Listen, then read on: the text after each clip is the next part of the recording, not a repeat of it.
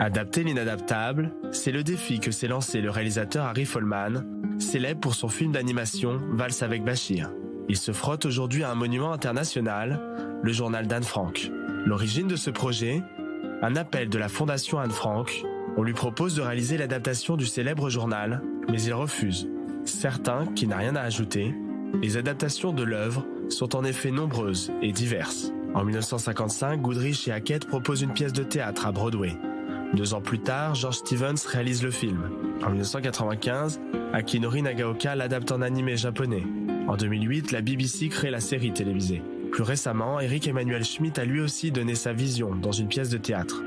C'est sa mère, rescapée de la Shoah, qui le conjure d'accepter.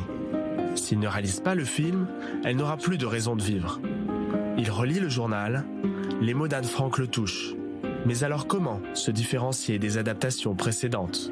Harry Folman crée le personnage de Kitty, l'alter ego de la jeune fille juive hollandaise, qui se met en quête de la véritable Anne Frank à travers toute l'Europe. Ce sera Où est Anne Frank ?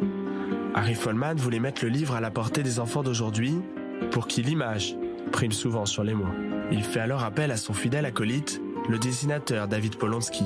C'est lui qui réalisera les croquis préparatoires du film. Mi-animation traditionnelle, mi-stop motion, le travail est colossal.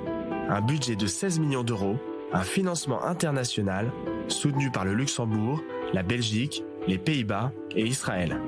Le dessin animé sortira courant 2020, mais pour les plus impatients, un roman graphique de Folman et Polonsky publié chez Calman Levy est déjà disponible.